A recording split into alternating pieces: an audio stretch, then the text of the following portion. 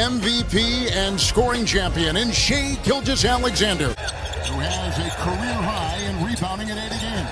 Shai, the Thunder, 23-1. Nice play. Did. I think they're justified. Well, it's a 3, and it's beautiful. It's pretty. It's so pretty.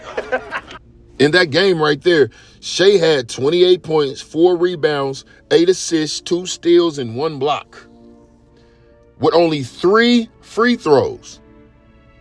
But he's a foul merchant. This season alone, with 6+ games or less, Shai has had 30+ points with under 6 free throws, right? But he's a free throw merchant. No, that's good scoring. That's what that is. A person that gets their majority of their points from the paint, 15 to 17 footers, maybe a couple layups. He's shooting right now 56%. That's a 4% step up from last year. Last year, from the 3, he was shooting 38%. This year, he's shooting 45%. That's a 7% jump. You know what that tells me? He's been working on his game. He ain't half-stepped. He just was patient, improved himself for himself and his teammates so he can go out there and lead, not carry. Because there's some good guys on that team that can give you some quality buckets as well. Sensational. Okay, so let's delve a little bit deeper into this free throw merchant mess. Last year, Shai had 8.8 free throw attempts a game when he won his MVP, right? Just 8.8. James Harden led the league in free throw attempts 6 years in a row. Joel Embiid, the year he won his MVP, led the league in free throws with 12. LeBron James, when he led the league in free throw attempts for one of his MVP years, he shot 10 free throws a game. But y'all want to call this guy a foul merchant because he found a way to cheat the system? Isn't that what you're supposed to do? You want to get to the line and maybe get that and one to get that extra bucket, that extra point? Isn't that what you're supposed to do as part of a winning formula? It's been happening all throughout NBA history. You sell a foul, you get the foul, you might get the extra little toss-up for the and one. Isn't that what you're supposed to do? But they're going to downplay SGA to say he's only good because he gets all of these free throws because he beat Nikola Jokic out of an MVP last year. That's the only reason y'all saying it. Let's be all the way honest here. that scramble defense, he was still Lou Dort, not giving up on the play to get out there. Speaking of which, Gilgeous-Alexander right to the hole. He has now led 30 points or more in 10 of their 25 games. The steal, and there it is. That boy is good. They always want to talk about, oh, he got this great team around him that plays defense. Attitude reflects leadership. They're just doing as their leader does. Everybody is playing defense. Why? Because their leader does. The only thing that bothers me about SGA is that he doesn't have any all-defensive teams yet. But last year, his defensive rating was 104, right? Shai had a higher defensive rating than the DPOY, Evan Mobley. He was number 2. Evan Mobley was number 7. He plays defense. If you got the big dog as your leader, standing on the front line, everybody's going to follow him. All of the dogs behind him are going to follow. That's what leadership is about. If your leader doesn't play defense, and nobody else is going to play defense. Or your leader doesn't play defense, they're going to surround you with a bunch of players that play defense for you, i.e. Aaron Gordon, Michael Porter Jr. The other guys around him play defense. Leadership. You got a bunch of dogs and they're hungry. We want to repeat this year. This is where this defense is coming from. You can't penalize a player in his team because they play defense. Isn't that what you're supposed to do? Isn't that a part of basketball? You got to play on both sides of the damn ball, right? Yes. They're rolling the way that they are rolling because they play team basketball. Shai is not ball dominant. There's a couple of possessions where Shai passes the ball, comes up the court. All right, cool, you get yours. All right, cool, you get yours. He even let 7'1" Chet Holmgren go out there, cross over, wiggle a little bit, and create his own shots. He does that with him, Casey Wallace, J-Dub, Isaiah Joe, Aaron Wiggins. All of the players can get to create their own shots because he's not selfish. He's not out there stat padding. He lets the centers be the centers. Isaiah Hartenstein, Chet Holmgren, he lets the big guys get the rebounds. He gets the assists, and he lets them play their role, and he plays his.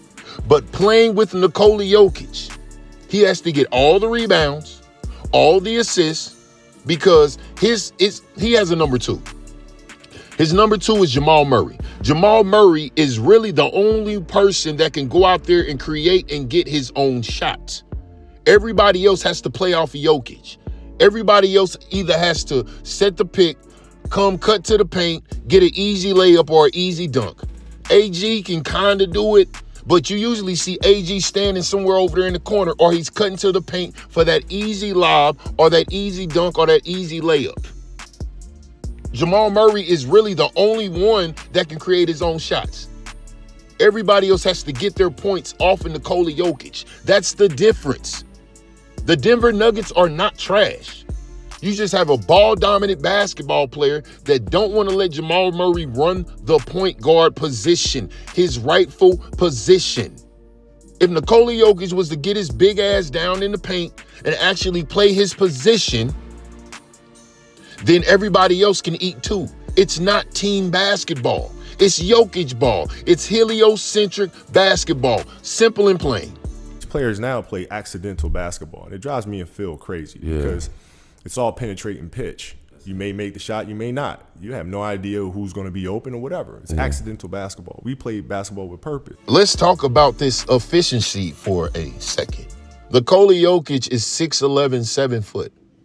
There's no competition as far as big men, true big men in the league today. He's usually in a mismatch, usually.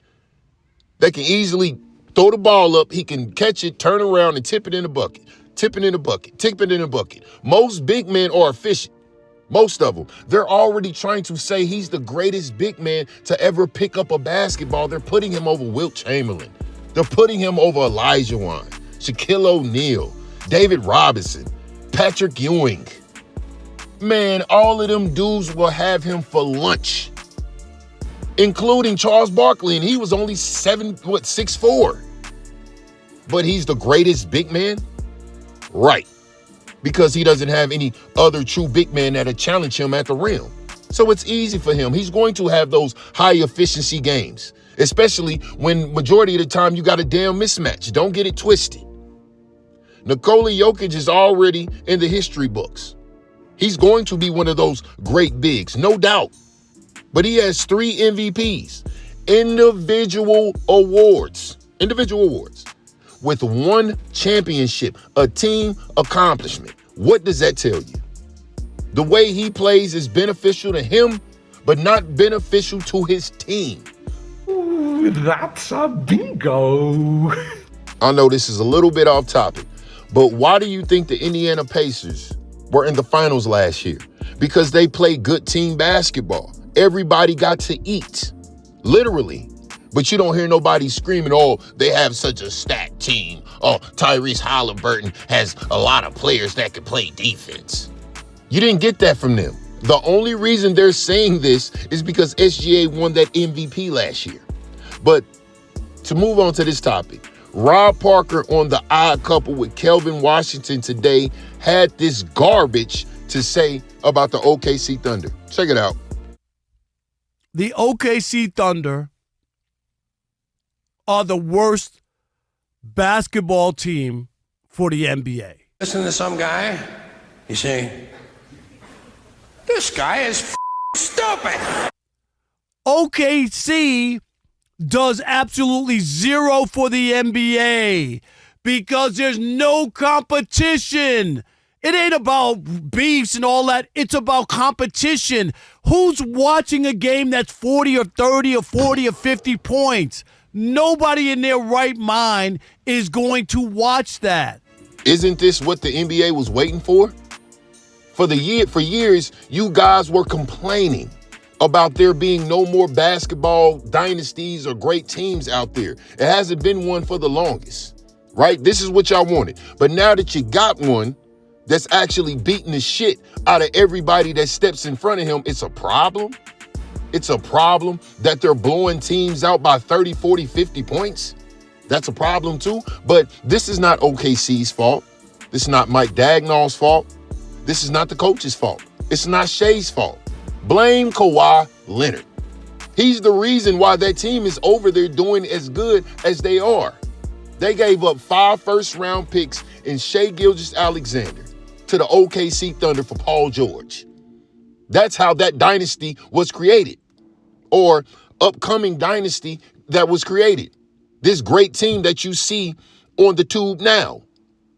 But nobody's ever satisfied with nothing. They're always going to find something to complain about. If they're a good team that was built through the draft, that's what the NBA needs. Then you're going to say because it's a small market that's doing all of this. So what? The Chicago Bulls was a small market until MJ glue up. When he glue up and they put the right players around him, it created a dynasty, a great team. They say the Golden State Warriors was a great team, the one with KD, Klay Thompson, Steph Curry, and Draymond Green. They say that was a dynasty. That was a great team. But now you got one, and it's a problem. You blame Kawhi Leonard.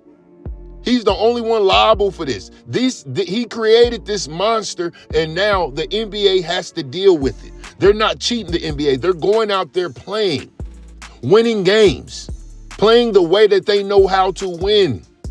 I salute everybody over there. I even salute Kawhi Leonard. They should not have got rid of SGA. He still would have been over there with the Clippers, getting better. They probably, who knows, they probably wouldn't be as bad as they are right now if SGA would have stayed over there and would not have gotten James Harden. Who knows? And left Paul George in OKC. But now that's the team's fault. I just don't understand what's up with these dudes, with why everybody has a way or finds a way to complain because they're a winning team. I mean, people are never satisfied with nothing, and this right here perfectly proves it. They have no competition because there's not a team out there that can beat them. That's their fault. Nobody wants to watch 30, 40, 50-point blowouts. Isn't this what the league has been for the last couple of years? One team gets hot, blows the team out by 30, 40 points, and game over. That's what the NBA has been for multiple teams. It just happens this one team is really the only ones doing it. And it's a problem. People will never be satisfied. Shai and that team are over there doing something that hasn't been done in a while. But when the Chicago Bulls came up, he didn't say nothing. He wasn't complaining about that. When they were whooping everybody's ass, they were complaining about the stacked super team era. Now there's a team out there that's not a super team that's whooping everybody's ass with one superstar, one star, and a bunch of role players. But this isn't a super team. Now it's a problem. But was counting on the Miami Heat to run through the whole damn league, but didn't. But now you got a team that is. Ungrateful ass people. But salute to Shai, man. Salute to the OKC Thunder and what they have been able to do over there, man. It is absolutely beautiful. Once again, he's Himothy. Shea Butter. I'm going to put a couple of more of my other videos at the end of this, man, so y'all can check out some more of my work. But if you made it to the end of this video, hopefully you subscribe, comment, like, share the damn video, and hit the notification bell for whenever I upload it to be nice. See if there's anybody else out there that thinks like us as in me and you. And with that being said, good day.